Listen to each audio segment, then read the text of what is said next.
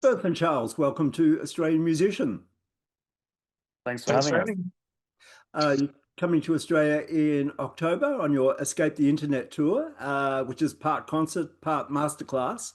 You've just come off a European tour doing a similar thing. How did that go? Uh, it went very well, I think. It was really great. The crowds were amazing. We sold out quite a few of the venues, and everyone was really passionate and into it. I think we even played pretty well, and uh, yeah, it was just an all-round amazing experience, and we're so excited to do the Australian one too. Yeah. Did you learn anything or take notes on that tour, things that you might tweak for this tour? For sure.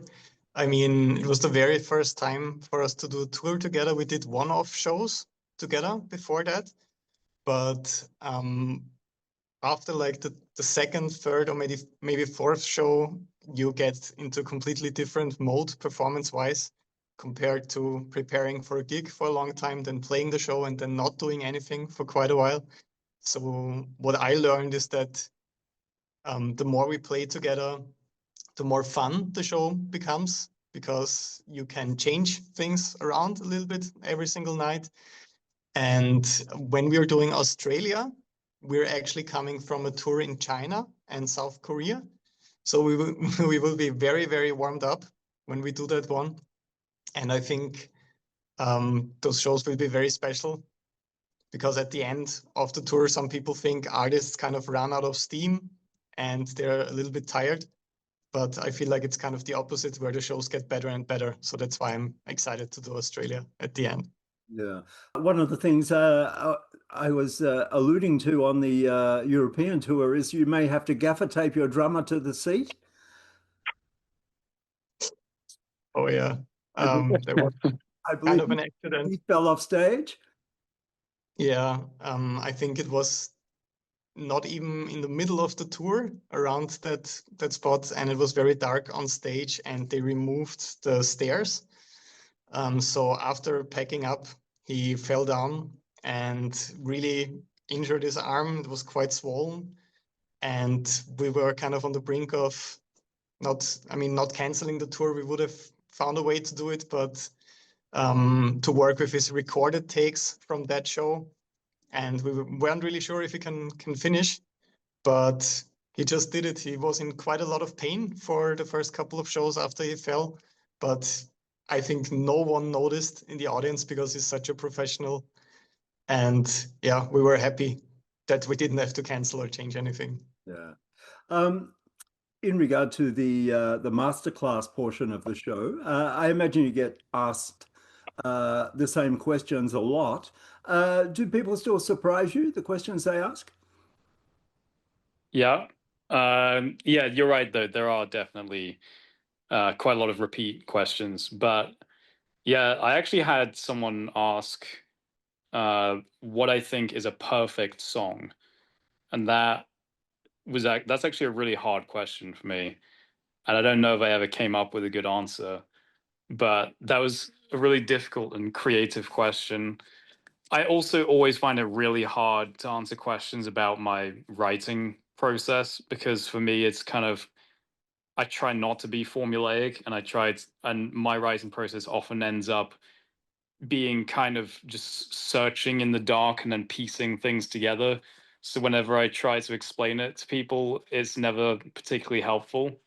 But for this tour, I'm going to try and uh, document my writing process more effectively and hopefully have a better answer for people when they ask it. Yeah. The Australian band, the Omnific, are supporting you. Do you have a friendship with those guys, or did the promoters attach the band to the tour? Yeah, I'm good friends with Toby and I mean the whole band in general, but Toby's the sort of guy I hooked up with. And yeah, basically he was going to play in Boston, or the Omnific were going to play in Boston, which is where I'm based. And they were going to do a show at the Paradise Rock Club. And they just asked if I wanted to do a guest solo during one of the songs in their set. and I agreed, and then did that. People liked it, and then we kind of just stayed friends and did more collaborations after that. And so when we booked this tour in Australia, I kind of immediately thought of the Omnific to play along with us. Yeah.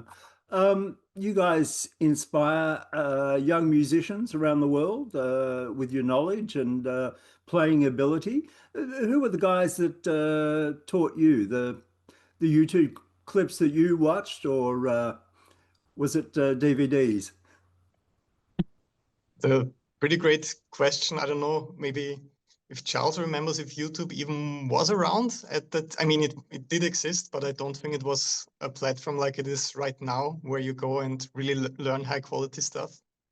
Yeah, I mean, I definitely watched some DVDs in the beginning, like some Victor Wooten DVDs. Because yeah, this is gonna make us sound old, but like when we were learning, you know, in the early days of YouTube, it was like really low quality. You can barely see their fingers properly, and there just weren't really many like tutorial videos. It was more just people making little memes or playing canon rock, or something like that. So yeah, I watched Victor Wooten's DVDs, a few other bands that I loved. Like I watched Metallica and Dream Theater over and over again. But most of my learning was just either through my teacher in high school or at Berkeley, or through tab books. Not too much like video instruction when I was learning. Yeah, I think it was the same for me. YouTube, I did consume a lot of content around 2007. That's somehow a magical year for me, because that's when the new shredders all kind of came along. So not really the first wave that you think of, like Paul Gilbert and Steve Vai and all the typical Ibanez artists from back then. It was when modern metal kind of had a bit of a shredding influx, so to say, and there were people like Rusty Cooley, and the format of Betcha Can't Play This in general, I think, on Guitar World. So that was inspiring. But as Charles said, you didn't really learn that much. It was more kind of inspiring and motivating. But you actually, I feel like you actually had to go to a teacher or find someone, or just print the tabs. I remember printing out multiple albums, like Metallica records, like pages and pages of tabs, trying to figure out how to play that stuff. And so I feel like I was very much self-taught until I actually went to the conservatory many years later. Yeah. You mentioned Metallica. They'll be in Australia around the same time as you. Have you, Really? yeah, have you crossed paths with that band at all? Well, I mean, I worked with the pedal company of Kirk Hammett. I have my signature two pedals out with them, but I'm not really sure if he looked at those and approved them himself. I don't really think so. But I've seen them live quite a couple of times, and they're one of my all-time favorite bands. I think it's similar for Charles as well. Yeah, yeah, probably seen them live like 4 times. And actually next year I'll be seeing them live. Where is it? It's in London. I can't remember if it's the O2 or Wembley or one of those. Yeah, no, I'm a big Metallica fan. And Cliff Burton, of course, like every bassist. But no, I've never met any of them or anything like that. But that would be very cool if I could.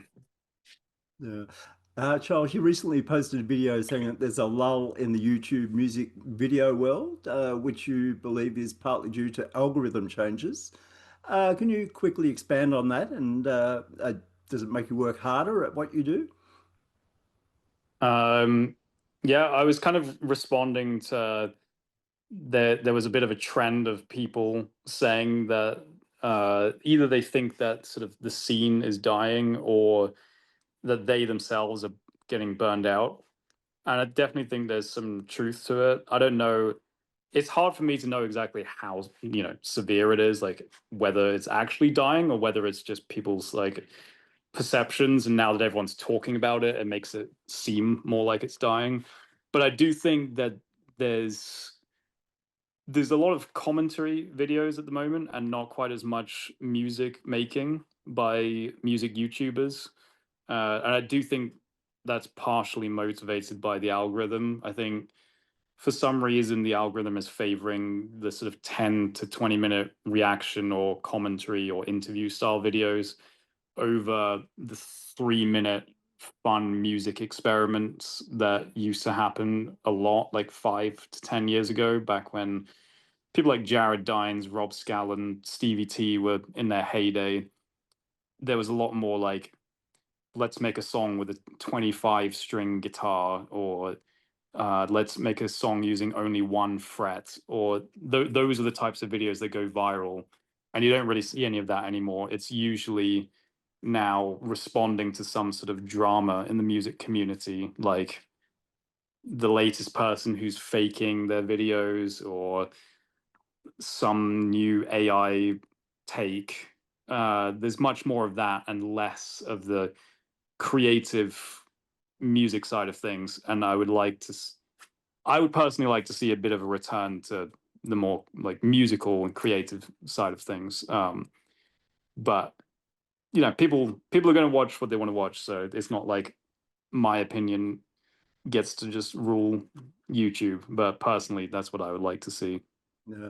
Bernth, you've had some crazy ideas on your YouTube channel.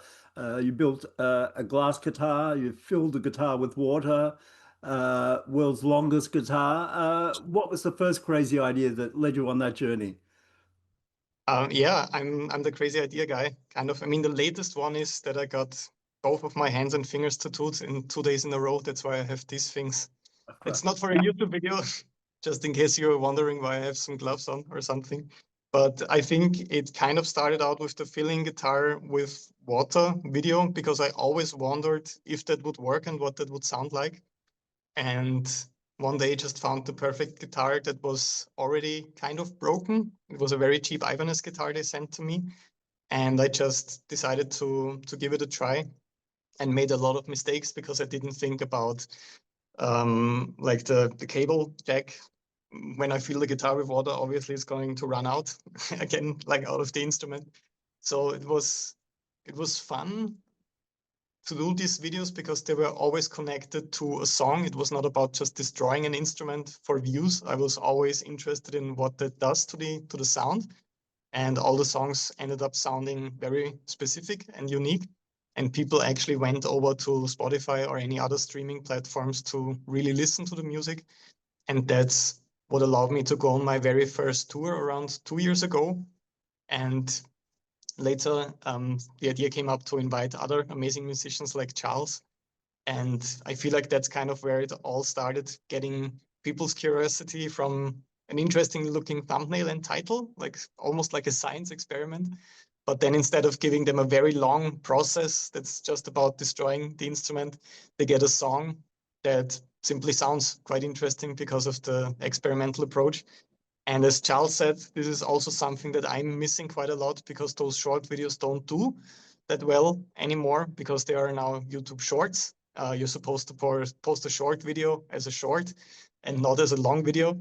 So I'm also trying to think of a way to turn this kind of format into a longer video without making it too much about just building the thing, but also including the music. I don't know if the solution is making 10-minute songs now. I guess it might be worth a try. Yeah. Seymour Duncan told me once that he and Billy Gibbons had this idea to put a pickup in a jar of water, and they would just add rubbish to the jar occasionally, and then every year or two they would pull the pickup out, put it in a guitar, and see how it sounded. Put it back in. I wonder if they're still doing that. That sounds great. I love that kind of stuff. It's very gimmicky for some people, and I understand that. But I'm just generally, with every video like this, and also with what you just said, it just makes me curious if that actually results in a very unique sound you can't get in any other way. I think that's very fun. Yeah. Let's talk about the concert component of your tour. Uh, the set list, what's it made up of? So it's mostly originals, and so a lot of our most popular songs will be in there. Like, for me, you've got like Elevated and Slapocalypse, and then Burnt. There's definitely going to be stuff like Waterworks and Farewell, but also, some of the deeper cuts as well, and then some covers too, done, with some notes added here and there, obviously. So that's kind of the music side of it. But for this tour, we really want to make sure that it's not just kind of like playing one song, playing the next song, just one after the other. So there's a lot of interaction with the audience in between songs. Sometimes we get them to do like these nerdy musical challenges where they're clapping quintuplets or something like that, which maybe I think it's unlikely most people in the audience will have ever had an experience like that at a show. And then also just a lot of the humor that people have come to expect from our channels. There'll definitely be a lot of that in the show. And also like a full light show with an LED wall. And one pretty unique thing about our show is that the lighting is all done live. So our tour manager / lighting designer is on stage with us, and he's controlling all of the lights in real time, which is pretty unusual. I've never personally seen that, and it just is another element that makes it really live, and it's actually happening right now, which is just different from just watching it on YouTube. Yeah. How many instruments each will you tour with? I guess it's very unusual that the bass player has more instruments than the guitar player. But I made the big mistake on my very first tour when it was just me to bring almost, I think, 10 guitars on that tour. And it was a very small tour, and I didn't have my guitar tech for this tour. So I had to change strings frequently, make sure that they are all in tune before the show, and clean them. So that was not a very enjoyable experience on top of everything else you have to do on tour. So I reduced it to literally one guitar that I can play everything with. So even the songs I played in different tunings, I rearranged in a way that I can pull off the entire set with one guitar and maybe a backup guitar. But for Charles, it's a 4 and 6 string, right? Yeah, I just bring two basses, one 4 and one 6 string. Because there are just some songs that I have to play on the 6 string, but then the rest of the time the 4 string is more comfortable to play. Yeah. And Bernth, I believe you have a signature guitar on the way? Yes, I would love to show it to you. It's literally right next to me here, but I'm not allowed to yet. It will be out. I don't know if it will be officially out in September, but I'm at the Guitar Summit convention, which is kind of like NAMM in America, but the European one. And we will unveil it there. It was almost a 2-year process with Ibanez to get it done. And we had to scrap it once or twice completely and kind of start from the beginning, because it's not really like an existing Ibanez guitar that has a different finish or just a different color. I got them to do some things that I think they haven't done before yet, which will hopefully make it easier for a lot of people that are very deep into guitar technique to actually play the instrument. So we wanted to figure out the perfect neck and also change some things with the location of the knobs on the guitar.